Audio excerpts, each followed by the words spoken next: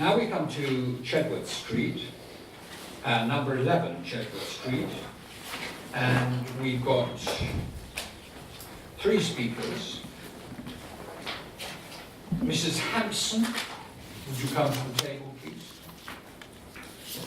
Helen Cotter.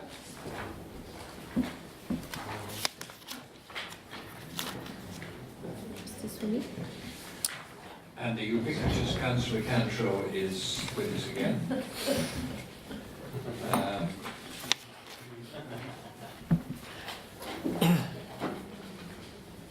So let's ask Charlotte if she will introduce this item, please. 11 Chedworth Street. Thank you, Chair. So we are still doing Newnham conservation area here. It is a mid-terrace property, and the proposal is for single-storey side and rear extensions. The recommendation is for approval. Councillor Cantrell has called in the application on the grounds of the overbearing impact on the properties primarily. So this is a proposal. I've included the existing ground floor plan, and this is the proposed ground floor plan, and this is the roof plan. There were some amendments that were submitted during the course of the application. Firstly, the side extension would project to the boundary with number 9, and then the rear extension would project approximately 4.2 metres from the existing 2-storey element. And would be approximately 1.1 metres beyond the neighbouring property, number 13. This was reduced by approximately 0.8 metres during the course of the application. These are the proposed elevations. Again, some changes were submitted during the course of the application. Firstly, there was originally a flat roof across the whole width. But during the course, this was changed to a sloped roof, which also brought down the east height on side elevation facing towards number 9. So you have between 2.3 and 2.5 metres there. I'm satisfied that that's resolved any initial concerns about the impact on windows of the neighbouring property. And again, the height of the side elevation facing number 13 has been reduced down to about 3.05.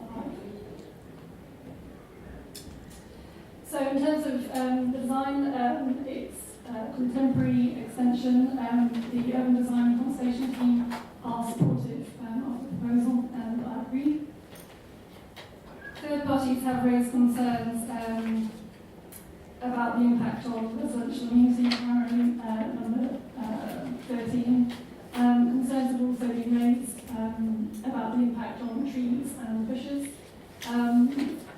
During the course, some plans were amended to more accurately reflect the position of some of those plants, and those were out of consultation. I have received additional comments from the occupants of number 13, just querying some of the accuracy of those, but it's also quite difficult to pinpoint exactly where trees go. But I'm satisfied from these pictures that the impact would be acceptable, and also based on my site visit as well. So this is the existing view from number 11, showing the lilac bush. This is just showing it in the summertime.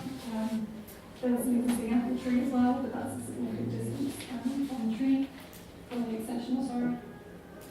This is a photograph which was submitted by the applicant from number 13, showing the Japanese quince bush, which is concern of third parties, and also a holly tree. You can't quite make out the stem there. It's approximately there. The trees are protected by virtue of being in a conservation area, but I'm satisfied that the distances would be sufficient that the extension wouldn't have a significant impact. And the Japanese quince bush is a shrub rather than a bush, than a tree, not something that would be protected. Sorry? No, that's right. So just in summary, the amendments that have been submitted during because the application resolves in initial concerns and the recommendation is for approval subject to conditions. Thank you. Thank you very much. Mrs. Hampson. Is this on? I'm Kaya Hampson. I am the owner of number 7 Chetwood Street. My husband and I have lived at this property over 26 years. We object to the extension plan of number 11 Chetwood Street because number 9, our immediate neighbours, have indicated having a matching extension. The plan is still overbearing in relation to neighbouring properties because of the height and length of the roof. The height after recent adjustment is 3 meters 5 centimeters, which exceeds the 3 meter of the original plan. The architect could reduce the height by employing a thinner, high-deck roof insulation and a forward-sloping roof would better match the surroundings. The owners of number 13 are away. They have asked me to read their objections, and these are their objections. Despite the use of gold bricks, the extension predominantly appears as a large glass rectangle, as in a shop front. The officer's item 8.11 seems misconceived. The side extension is to the west, but it is the east side of the roof that is high and not sloping, and this is what overshadows number 13. The officer writes that no account can be taken of a possible matching extension at number 9, although the owners have indicated they wish to build one. This is because no planning application has been made yet. However, approval of the current plan would set the precedent for the height and shape of a matching extension, and such an extension would have an oppressive effect on number 7, that's us. We request the committee have a consideration for the future impact of the decisions. Part of the flat roof will be in permanent shade, likely to lead to puddling of rainwater and quick build-up of moss. This could cause dampness at both number 11 and number 13 and potential blockage of gutters and drains. They continue. The officer's report is dismissive of the Japanese quince at number 13, which has been tended for more than 20 years and is producive of fruit. It's not easy to replace. The officer also implies that the apple tree at number 11 will be felled. This is nowhere indicated in the planning documents, nor in the location plan of 16th of November. The tree is mature, of considerable size for its type, and productive of fruit. In summary, we ask the committee to reject the current application. Thank you. Thank you. Elaine Cotter. In seeking approval for the proposed extension, my clients and I would like to express appreciation for the thoughtful process that has produced a plan carrying the approval of the conservation team and the planning officer with 4 conditions that we fully accept. The applicants have owned the house for 32 years. As they have moved back after teaching and social work engagements in New York, they would like to build a ground floor rear extension. Most houses in this row have rear extensions. The extensions at number 3 and 5 both extend further than our proposal. Responding to concerns of neighbours and planners, we reduced its length to extend 1.2 metres less than number 3 and behind the line of number 5. In relation to the direct neighbour at number 13, our proposal extends just 1.1 metre further than their extension. At a planning consultation in June, we were advised that a single-storey extension beyond the extension of number 13 of about 1.5 or 2 metres would not be regarded as overbearing or overshadowing. Regarding the extension's height, our proposal tapers down towards number 9. These neighbours support our proposal and are contemplating a similar extension. Towards the other neighbours at number 13, we have lowered our roof line to 3.05 metres above ground level. Their extension reaches from 2.4 to 3.6 metres in height. The proposed materials for the party walls are brick to match the existing brick and a metal trim on top. With respect to the adjacent gardens, we are dedicated to maintain the existing plants as much as possible in the spirit of neighbourliness. One exception claims that a valuable tree will be lost at the boundary of the proposed extension. It is a Japanese quince, Canomeda japonica, which actually is a low-growing deciduous shrub. As you know, bushes or shrubs of this kind are not protected. However, the applicants respect the neighbours' love for the shrub and will be happy to replace it should it suffer due to the building works. No trees will be affected. The closest is a holly tree that sits 1.5 meters from the proposed corner of the extension. With roots spreading the same width as the crown, they should end at a distance of about 1 meter from the proposed extension. The builders will stay clear of the tree and make sure to safeguard the roots. All other trees are further away, like the apple tree at 5.6 meters from the proposed extension, and face no danger. Concluding, the proposed extension fits to the character of row of houses, meets all statutory requirements, is not seen from common land, is compliant with the policies of Cambridge Local Plan, and will raise the quality of living space for the applicants. I hope you will support the officer in her positive recommendation. Thank you. Thank you very much. Councillor Cantrip. Thank you, Chair. I think firstly, just to set the chronology in relation to this application, when the original application came forward, I did an analysis of it and I requested that it be considered by committee because I did believe that the application was overbearing and that there was a compromise in the amenity value for the neighbouring properties. You know, again, this is the conservation area, and I recognise that people need to have houses that are of sufficient size for them to live in and so forth, but also you have to match that with the overall impact of the conservation area. And the original application I felt was too great relative to the existing dwelling and the neighbouring dwellings.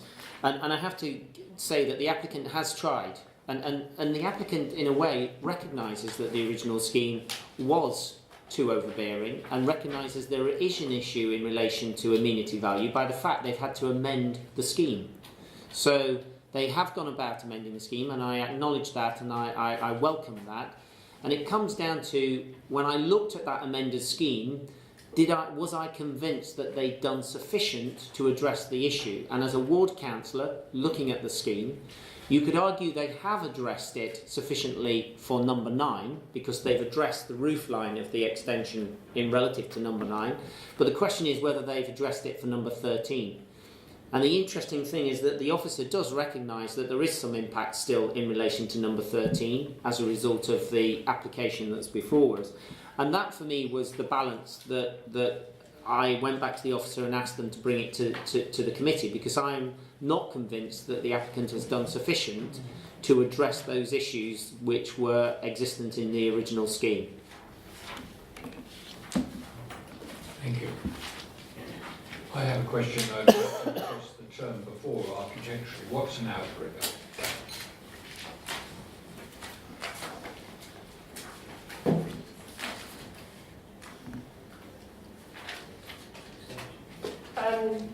Thank you, Chair. It's this element here is what we refer to as the outrigger. So the traditional terrace form has 2-storey outriggers. So there are outriggers all over Cambridge. Correct. Open to members. Councillor Blenko. Yeah, if I understand this correctly from the description given, then the though number 9 doesn't object, obviously there's an objection to number 13, but as I see it, the single-storey extension at the point nearest to number 13 is 2.4 metres, and then it goes up to 3.5, I think someone said, up to the flat wall of the house. I mean, considering you can have a 2-metre brick wall or fence as a boundary wall, as a boundary partition, you know, I mean, it's 0.4 of a metre higher than what you could have legitimately as under permitted development. I struggle to see how this has not accommodated the relationship. I think, yes, I think, I mean, it is, as far as I'm aware, an acceptable scheme. I think clearly it's been revised to try and meet a few of the concerns, but I think this is a typical rear extension we see all over the city. I mean, I see no difference why we don't approve it here than anywhere else, to be honest. Are there any further contributions? Councillor Saris. Yes, thank you, Chair. It's almost reiterates the points I made with respect to the previous application. Number 9 will be at liberty to apply for permission for an extension whenever they choose. What we decide with respect to this property is not relevant. I think the Ward Council rather overstates what the officer's position with respect to impact on number 13. I think paragraph 811 says that the extension would only be glimpsed from the French windows at an oblique angle, so would not have a significant enclosing impact, is quite clear. It strikes me this is actually a very considerate proposal, where the applicant's got a great effort to try to be neighbourly, and I think they should be commended for being so considerate in what are clearly difficult circumstances within a conservation area. Yes, I completely support that view. I think the notion that the prospect of noise from dinner parties is an adequate reason for a refusal is just going a little bit perhaps too far. I'm sure all dinner parties held in Newnham are highly civilised. We now, I think, yes, would you like to come back, Sean? Through Chair, just to clarify a third party comment that was made regarding the tree. Loss of the apple tree, that is a correction to my report that the proposal doesn't include the removal of the apple tree, so that's a correction to paragraphs 8.17. We're going to those. The officer recommendation is one of approval. Those in favour, please indicate. That is unanimous. Thank you so much. We now come to. We'll have a break after this item for those of you.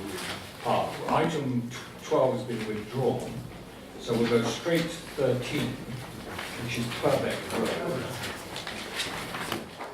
And on Purbeck Road, we have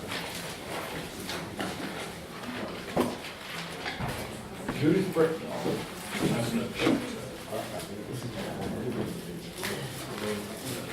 and Michael Hammer is the case officer.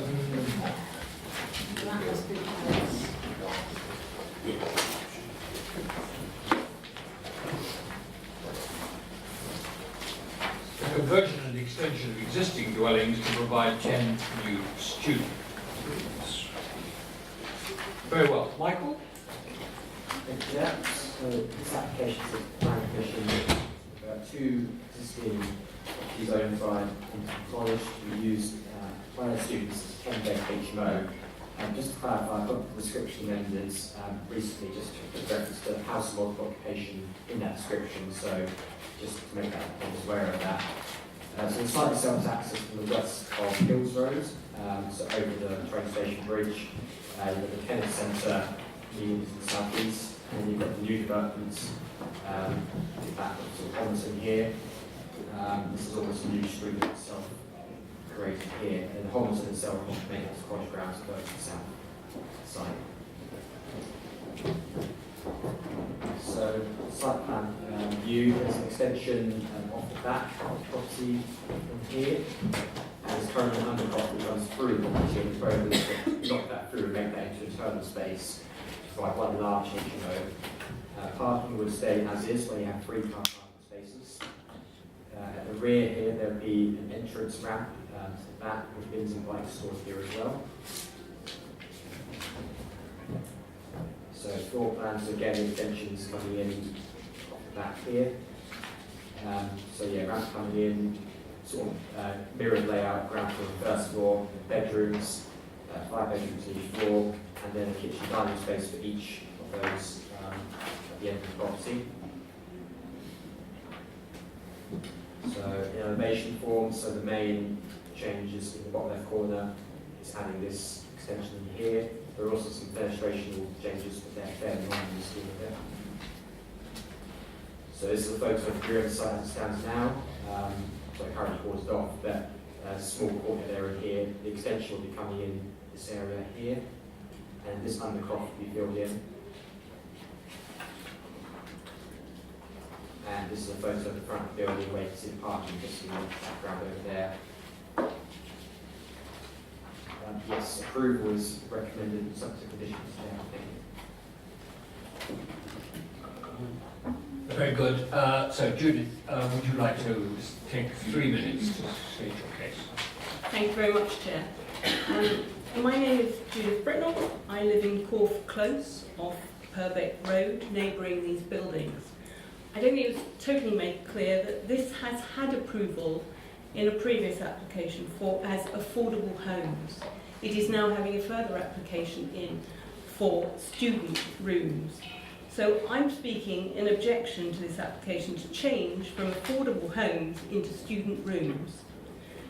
My understanding is the priority of the council is to provide housing and to tackle the appalling shortfall.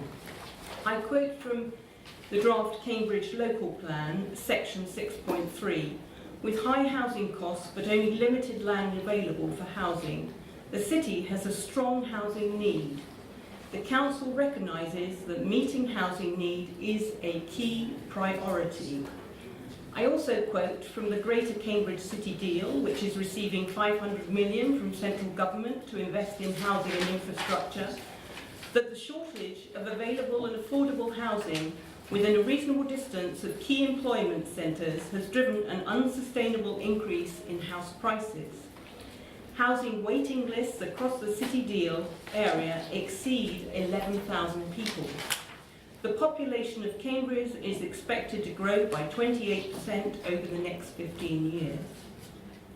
My point is, should you approve this application today, then there will be a direct loss of housing stock which had been correctly confirmed by your previous approval of the current consent. The developer should be enforced to provide the housing in full as per the consent granted, or to my mind, the credibility of this committee will go out of the window, as whatever you agree now, developers will understand that they can change in the future.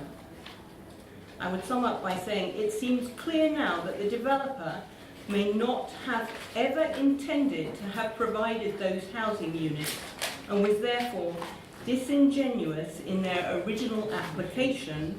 Again, this sets a dangerous precedent for other schemes coming forward, and I would urge the committee to refuse this application. Thank you, Chair. Thank you very much. Open now to committee members. Councillor Blinker.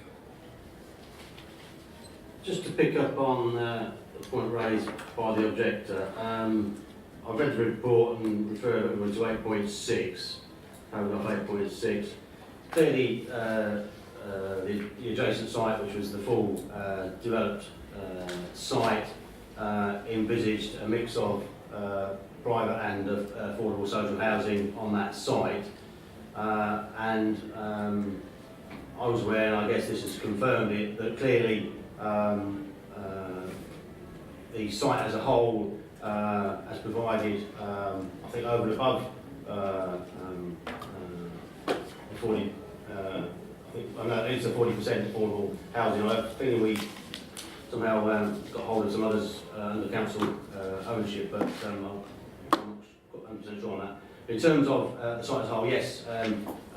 If you had the original red line, this was within the original red line. But actually, when the development took place, this was taken out of the red line in terms of that scheme, and was obviously negotiated as part of that scheme, so that all the other part of that site could be developed with the policy being met in terms of social housing. This was obviously decided at some point as a useful addition to the college housing requirement at the right location for that to be accommodated. So to suggest one and the same, I think, is stretching the point somewhat. The objector has also stressed the housing shortfall in the city, which is very, very considerable, especially affordable housing. I think it could be similarly argued that despite common sense observation, there is also a shortage of student housing, and student and academic institutions, particularly colleges, are looking out to use such assets as they have to maximise accommodation for their student body. Yes, there is that need for affordable housing, but there is a similar need for the provision of student housing. Is there any other comment? Councillor Smart. I just wondered if the officer had anything to say on what the lecturer said about changing it from affordable to student, and Councillor Glencoe's response to that, because I just wanted to be clear about where we actually were with that. And, yeah, it'd be good to hear from the officer, please. Through you, Chair. Condition 14 of the original outline application required there to be basically the affordable housing to be agreed in terms of where it's going to be provided, its distribution, tenure, that kind of thing. The applicant later applied to basically vary that condition, if you would. So what was previously going to be provided in here is now been provided in block D2, I believe it is, of the new scheme. So effectively it's been offset by providing them elsewhere in the development. So the housing team and legal team were happy with that approach, and I think the chair and spokes agreement as part of that when it was initially came in. So it's basically relocated onto the wider sites in separate units. So. Yes. Thanks, Chair. Just to come back, so I mean, you have said it, but so what you're saying is that is conditioned and that will happen, the affordable housing? Or is that? Through Chair, it's enforceable through the conditions, so if it didn't happen, we can enforce it. Thank you. Thank you for that. I think we've had a full discussion on this matter. The recommendation from officers is one of approval. Those in favour, please indicate. That's unanimous. We'll have a 5-minute break. See you at 10 to 3. Now we come to item number 15, which is 1A and 1B Mallet Road.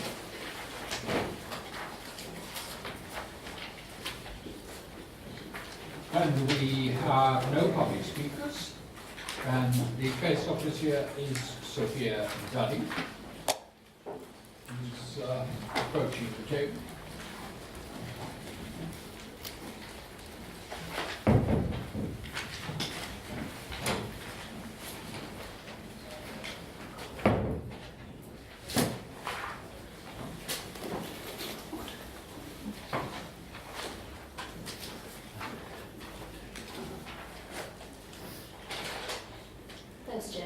Very well. Please proceed, Sophia.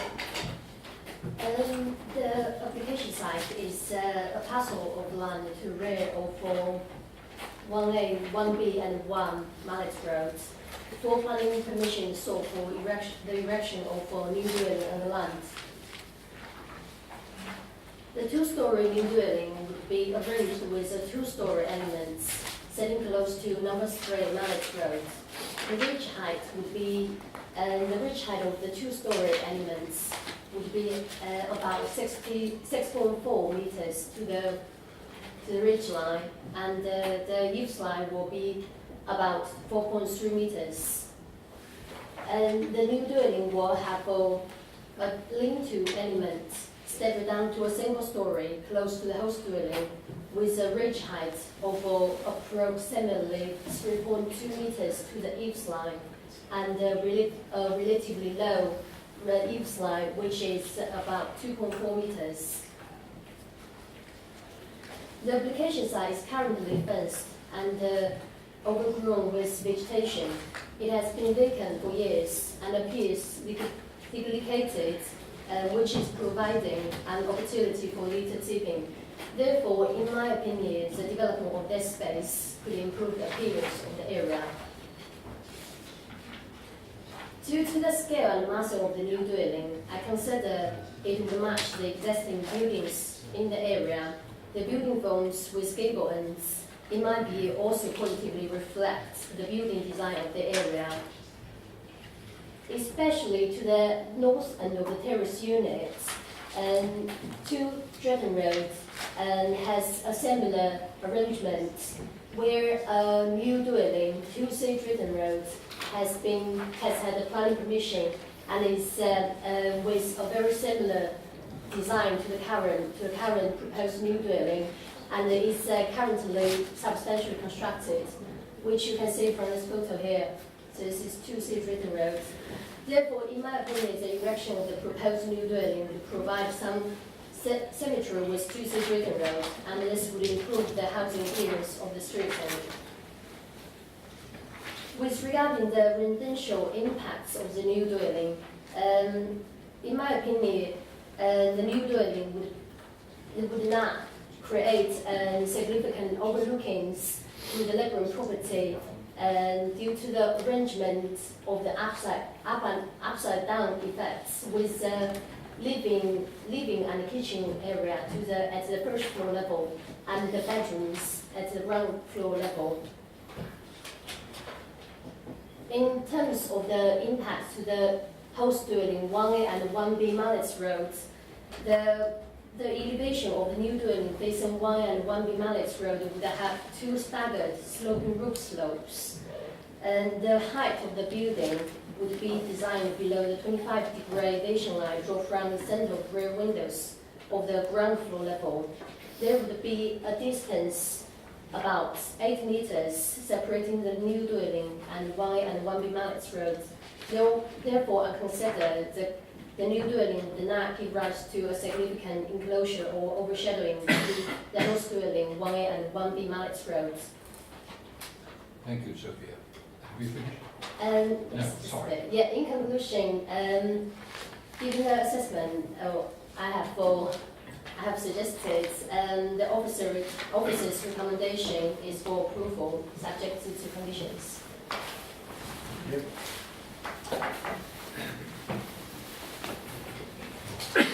No public speakers. I think this is an extremely modest, reasonable, tasteful development. I can't think why we shouldn't give it our approval. Does anyone demur from that view? Then we'll take it to the vote.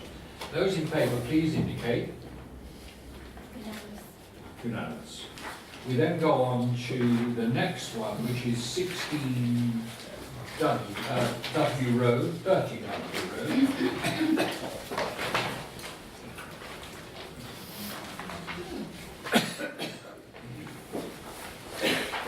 Sophia is the case officer again. So Sophia, please proceed. Floor plan for the construction of a single-story dwelling within the rear garden of 30 Dudley Road. The new dwelling would be an L-shaped single-story building consisting of 2 manual pitch roof elements, modeled with eaves line about 2.4 meters close to the host dwelling and gradually sloping up to the ridge line, which is about 3.7 meters. Due to the low scale of the new dwelling, I consider the new dwelling would not appear prominent from either the Dudley Road or the Tennis Road or the public pathway. Some properties located within the square around Dudley Road have subdivided their gardens. Therefore, my view is that the subdivision of this garden would not adversely impact the prevailing characters of the area, given the substantial depth of the pre-existing garden, which is about 20 meters. Due to the low scale and the modeling of the building form, I do not consider the new dwelling would give rise to adverse impacts to the neighboring properties. Therefore, in conclusion, the officer's recommendation for the application is approval subject to 2 conditions. That's.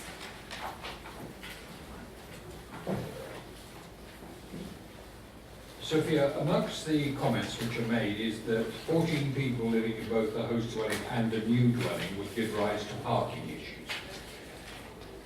First of all, is that accurate? Will 14 people conceivably be living in both? And what addition to the number without this development does this development actually entail? So, if it's true that there are 14 people living in both dwellings, how many additionally are living as a result of this application to approve? So those are my questions. Do you want to answer them? Basically, I have had a discussion with the applicant related to the advertisements on Rightmove, which is provided by the objector.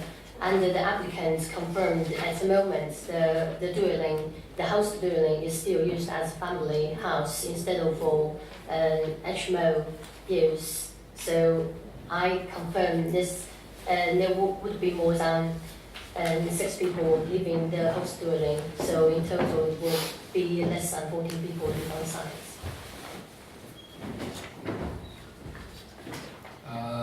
Anybody wish to make a comment? Councillor Smart. So I believe we have a policy on developments in gardens, and I'm not quite sure where we stand on that with this particular development. I presume it fits with the policy, developing in gardens, new dwellings. Could you say something about that, please?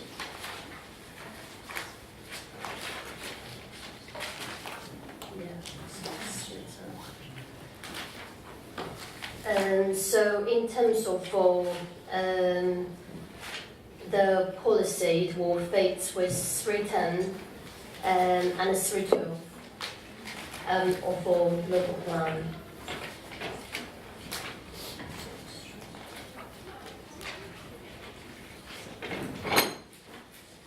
So the officer's report, section 8.3. 8.3 has suggested.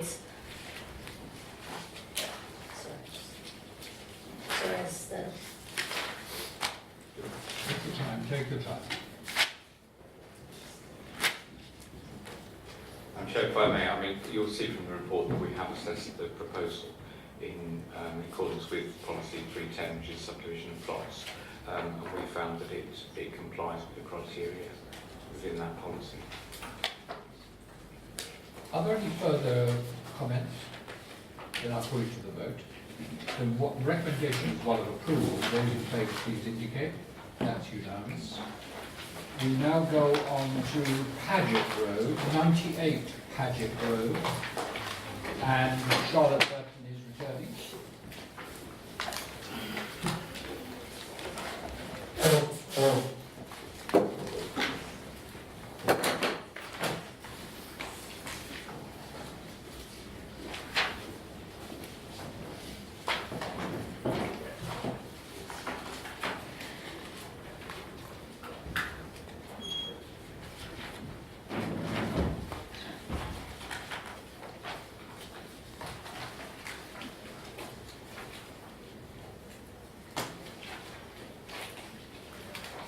The objections have come in from a neighbour at 96, the only objection, so we give particular attention.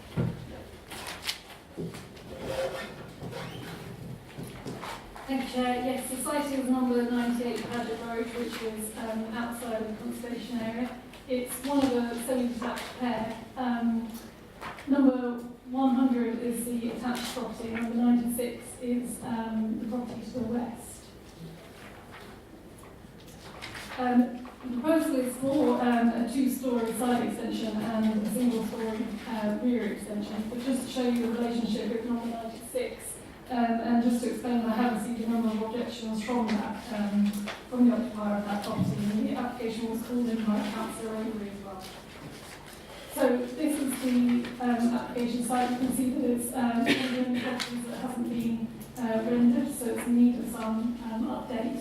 This is number 96. This shows the shared passageway that they have at the gate here. This is a single-storey into element which encloses a kind of kitchen and storage area. Just to have a look first at the extensions, and just by way of context, this application follows on from a previous application which was refused under officer delegated powers. And that was for very similar two-storey side extensions and front extensions. That element was considered to be acceptable on the previous scheme. And the changes that have been made relate to the rear extensions here, so I'll just run through those as well. So looking at the floor plans, this is existing, so you can see the two-storey side extension to the boundary with a front porch replacement there as well. There's a rear extension which goes alongside the boundary with number 100. That was reduced from, I think it was 8 metres on the previous application down to 6 metres this application, and has been revised further down to 4 metres in the final plans. This element here is an extension to contain a gym. Again, this was an area of concern on the previous application in relation to kind of overbearing impact on the neighbouring garden. This has been reduced down to 6.8 metres during the course of this application. And just to explain that there are some existing outbuildings on the site here which have a very similar footprint, and here it would be slightly higher and more solid than those. So in terms of the height and the impact on number 96, this has been reduced down to 2.5 metres along the boundary with a pitch of 3.5 metres, and just in terms of the impact on number 100, that's 2.5 metres as well. These are the photographs taken from the rear garden showing those outbuildings. I haven't included photographs from 96, but you can see that there are some trees on the boundary, and there's a boundary there as well. Their concerns related to the enclosure, both of the single-storey element and the two-storey element. They reviewed the revised plans that were submitted during the course of the application and maintained their objection. But it's also opinion that that's gone far enough since the previous application to overcome our concerns. Just as an amendment, the applicant has stepped in the side of the two-storey element, an additional 100 mil, and that's as an update to when the committee report was written, and that's in response to concerns raised by number 96. So the recommendation is for approval.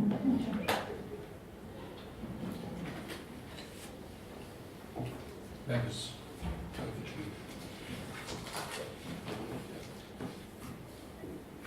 I see very little difficulty with this application, I must say. It seems to me that on a reasonably large site, clearly a family home is to be built with amenities that some people might think are rather privileged, but then that's the privilege of the person building the home. If they want a gymnasium and a swimming pool or whatever, they can certainly apply for it. So here we have an application for a good-sized workshop as well as a gymnasium and a 4-bedroom home, and I think we should support it. Just a word of caution, Chair, internal uses of rooms can be changed over time. Don't believe anything you're told. This is how they're described in the application. True. So I'm taking it as a fair description. And so I'm going to put it to the vote. The recommendation is one of approval. If you support that, please indicate. Unanimous. Pepperell Road now. No, 8 Mill Road. Now we come to item number 19, Pepperell Road. The case officer is Rob Brereton.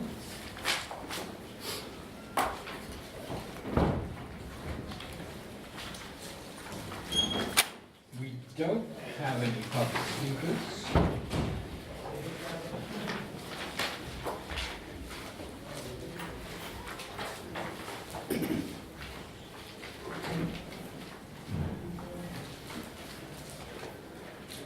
So it's over to you, Rob. Introduce this item if you will, please. Thank you, Chair. Planning Commission has sought the erection of one 3-bedroom detached dwelling, and officer recommendation is approved. Have you got the microphone on? Yeah. Oh, So Planning Commission has sought the erection of one 3-bedroom detached dwelling, and officer recommendation is approval.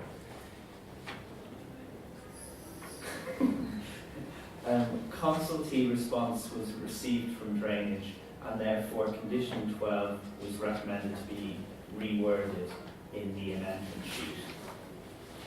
Number 31 Lovell Road, two-storey end of terrace property, and as you can see here, it's on the corner and there's a grass verge next to it, and the dwelling is to be put in the rear garden here. So the proposed dwelling would replace the existing garage, and access to the proposal would remain the same as the existing garage. A previous scheme was refused on the site as it would leave an unacceptable level of quality of amenity space for the donor property, number 31, and the proposed property. This was because the previous proposal had a larger footprint and had a garage. This proposal is considered to deliver an acceptable level and quality of amenity space for both the existing and future residents, as the proposed garage has been removed and the boundary wall removed. Permitted development rights regarding extensions have been recommended to be removed by condition.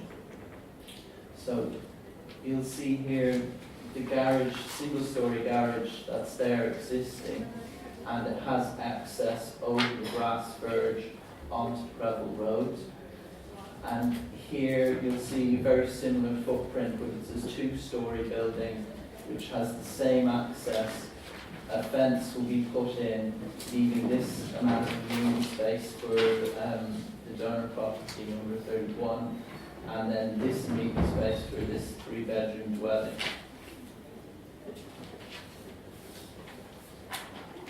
The design and scale of the proposal is considered to have an acceptable impact on the street scene, as it is subservient in height and well indented from the highway. So you'll see from this scheme that 33 meets the highway here.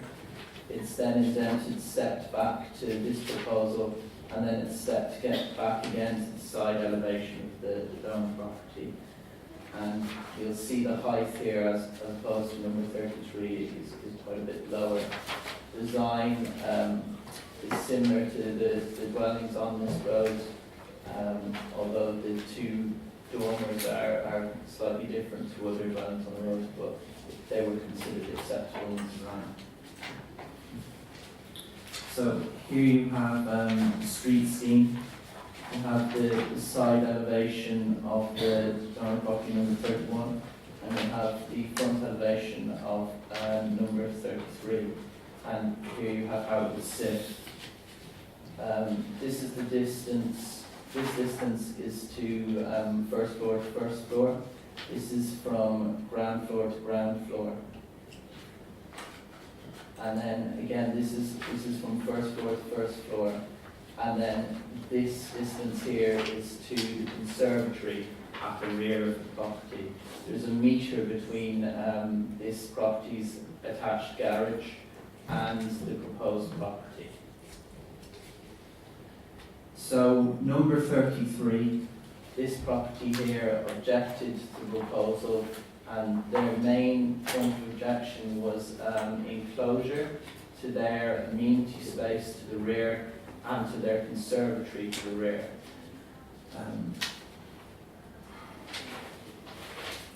So distances between the properties are considered acceptable, and there's 6.9 metres between the proposal and the rear conservatory. The shadow studies showed 3 hours when number 33 will be most impacted. The shadow studies show that there will be some additional loss of light to part of number 33's patio, mainly in the area between the side elevation of the dual aspect conservatory and the rear elevation of the house between the hours of 10 AM and 12 PM. My view is that the extent of the additional overshadowing caused would be minimal compared to the substantial lawn garden that number 33 already has, and that the nature of the impact is such that it would only be felt within a discrete part of the day, late morning. As such, I do not consider this to be a reason for refusal. So, just to focus your mind, you can see the that this side is the existing impact, with the garage in red, and this side is the proposed impact with the new house in green. And as you can see, looking across, there are impacts to this patio space here, but it was my conclusion that because it is such a long garden, and it's mainly just these 3 hours in the morning where the impact would take place, this impact was acceptable. So just to show you how it fit into the street scene, so this is looking at the garage at the moment and looking over to the donor property number 31. This is the rear of number 33, Lovell Road.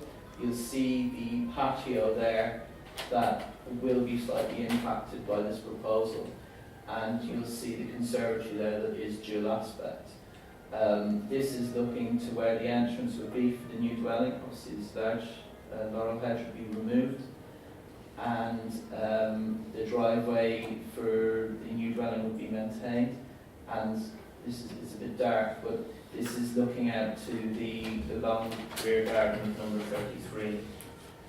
And there was an objection to this application by Highways, because they claimed it was being built on highway land, but the red edge is outside of highway land, just so you can see by the way the boundary staggers. That won't be changing with this application. It will be using the existing driveway going in. Thanks.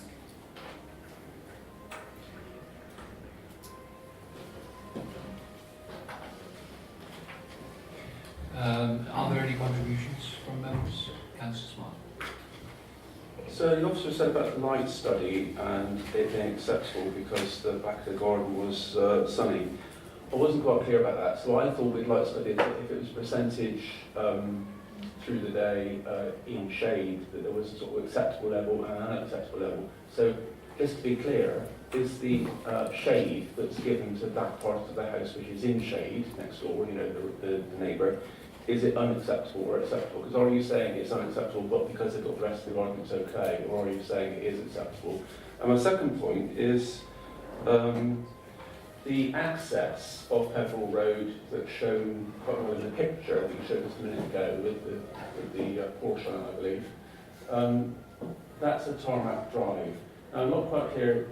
I'm presuming that that land is clearly owned by this property and hasn't been a bit of the public highway, i.e. the verge, that's been taken over and tarmacked by them, because that's going to be a significant factor if they want to access there.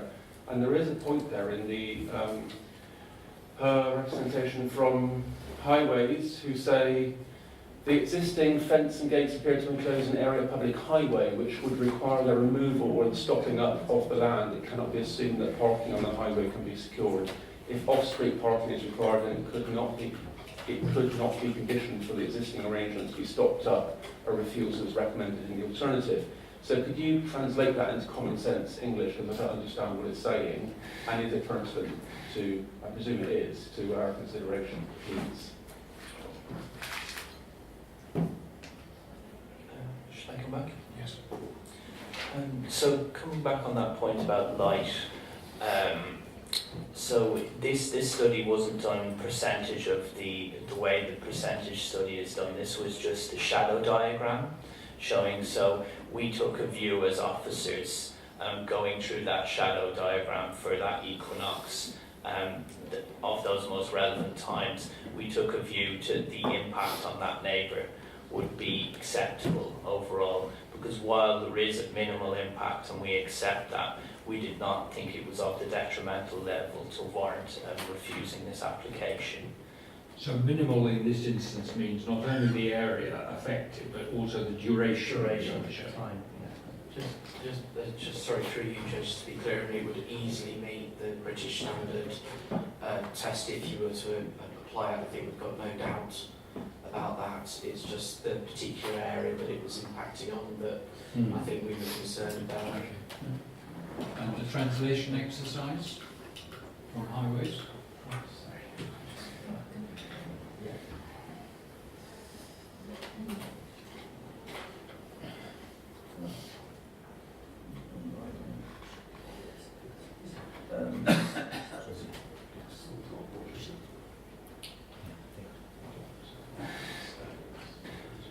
regarding the highway comments, these were the same comments for the previous application we refused, and we decided to not refuse it on this reason. This is because the existing situation with this proposal is not changing, and highways have commented to this well, previously the red line came out the whole way to the front of the highway, and this has changed, it has came back, and I'm not sure if highways have commented on that new red edge, but highways have said that this is on highway land, but it is an existing situation, it is a civil matter, it's not something as a planning authority that we get involved with. Sorry, Chair, through you. The Highway Authority said it appears to involve highway land. From studying the adopted highway map that the County Council have, it's not on highway land. That is the existing situation with that person's curtilage jutting out at that point as you see it in the photographs. It doesn't require highway land at all for it to be built in out. any event, it's not for us to arbitrate on this matter. It really isn't. Yeah, I mean, to pick it up on that, I just throw up quite an interesting issue because I suspect, Caroline might correct me if I'm wrong, that this was an ex-council property bought under right to buy. Interestingly, yeah, fair play to the applicants, they've done very well at this because they're now like to get, if we approve it, a permission for a second house on the same plot of land. I mean, I think the council housing need to be aware of these longer term issues down the line. Councillor Smart. If I can just come back on my point then to Toby. So, am I right in saying that you're saying that the county have made a mistake and that they thought it was their land, but it's not their land? Doesn't matter. Doesn't matter. I don't think the county have been categorical. They said it appears. Actually, we've looked specifically at the red line and at the county. That is the county council's own map in terms of adopted highway, and it does not impact on the adopted highway. So we've put this plan up here for clarification purposes. I mean, it would be a civil matter if it did, but it's not. It doesn't affect highway land. To give councillors Smart some reassurance, if we give consent to this, are we accepting the highway advice as thoroughly dependable? Yes.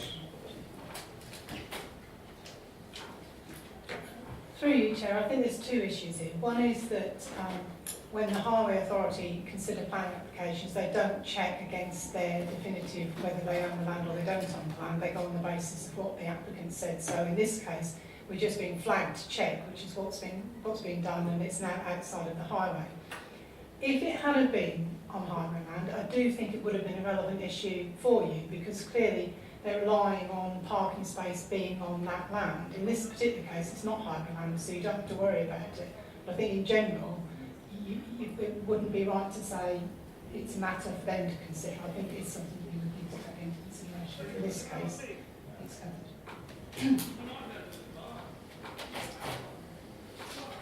I will take that matter up with you on another occasion.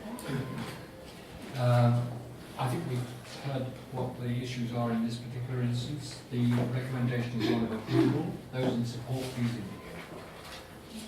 And again, unanimous. We now come to Brookmount Court, item number 20, which is in Kirkwood Road, Cambridge. A change of use from office to a testing centre.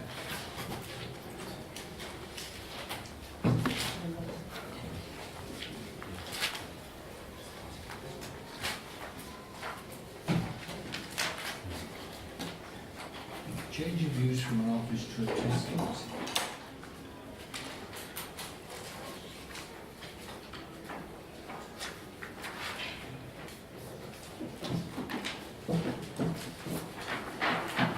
And the Mairead O'Sullivan, hello Mairead, first time today, please would you introduce yourself?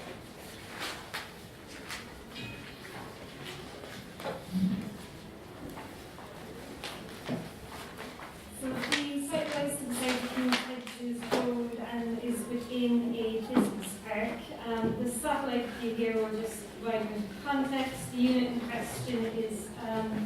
shown edged red here, and as part of this kind of wider two separate kind of business parks. This part of King's Edges Road is predominantly commercial in use and is quite a bit away from residential uses down here to the south.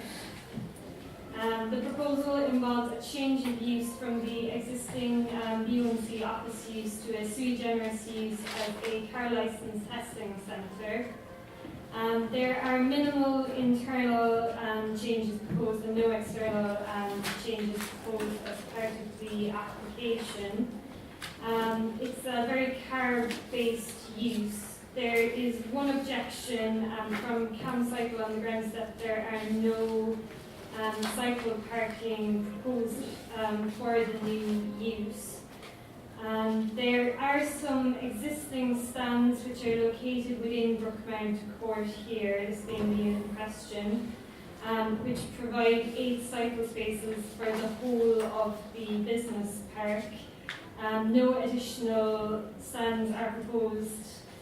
The use is a sui generis use, so we have no policy reason to have a minimum standard of cycle parking spaces required, and given the nature of the use, we are satisfied that the existing 8 spaces would be adequate for the proposed use.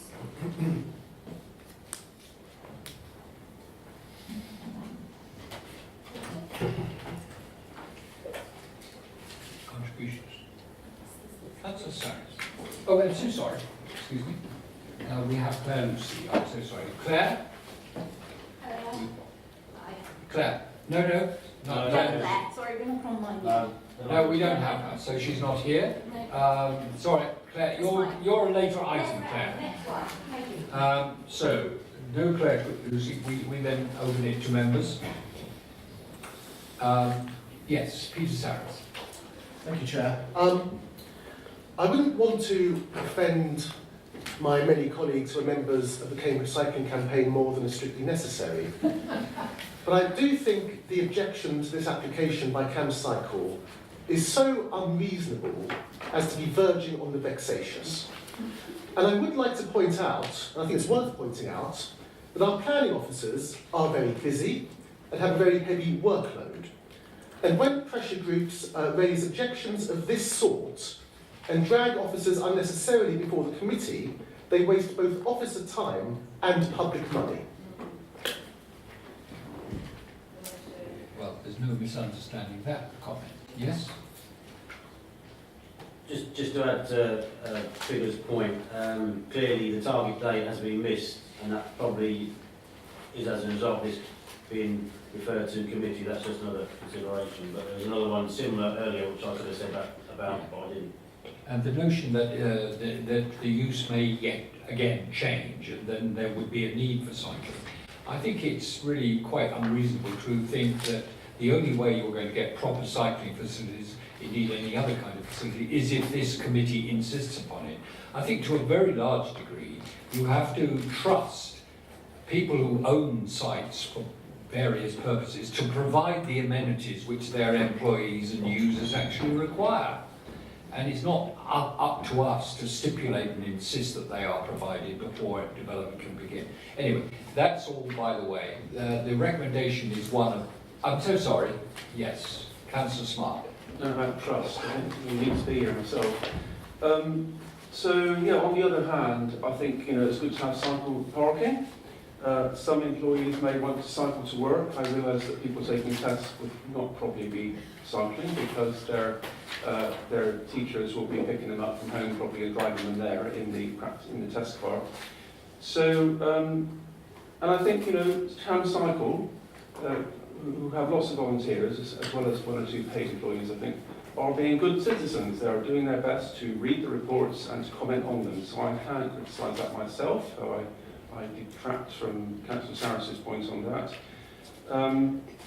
But as I understand it, there are already 8 parking spaces for cycles existing, so I think that's probably adequate, I would have thought, and hopefully, as you say, we can to a certain extent trust them in the fact that they might in the future add some more if necessary. But I must say, I suppose probably people might well have to end up living away from Cambridge anyway and driving to work because it's so expensive to live in Cambridge. Very good. All right, enough of that. I'm sure we all love the CamCycle campaign. Those in favour of the recommendation to approve, please indicate. Universal.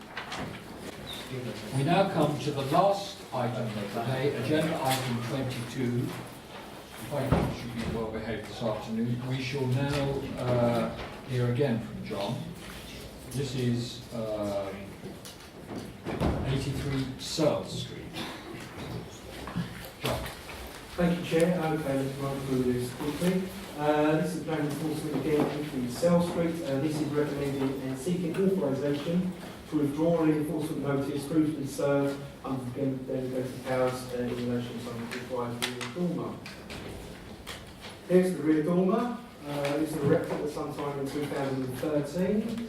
In 2015, we received a complaint about the erection of it.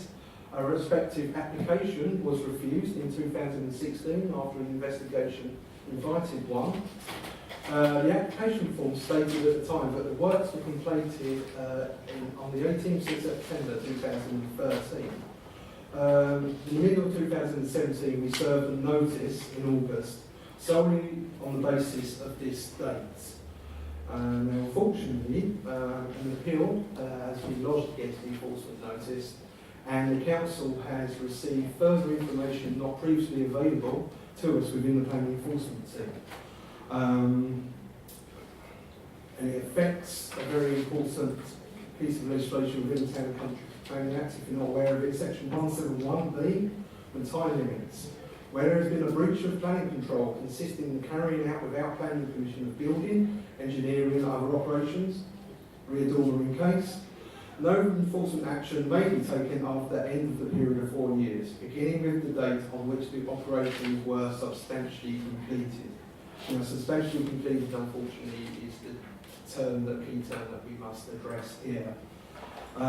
Basically, information has come to us stating that the dormer was completed substantially in June, July 2013, and therefore when we served our notice, 4 years and 2-3 months later, we were unfortunately just outside of the 4-year time limit.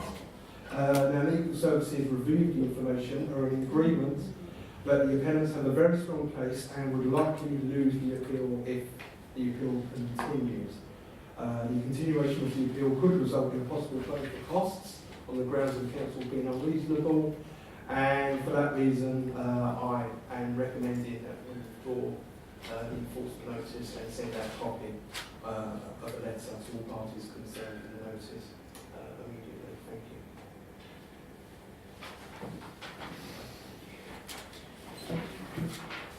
Anyone? Oh, I have to say, a bad note to end the day on, really. What did you say? A bad note to end the day on. Lack of enforcement, John. This is the first time. But this was before John arrived. Yeah. But, yeah, so, I mean, you've said it already, I suppose, but there's no way that we can... No, there is no way we can retrospectively reverse a decision.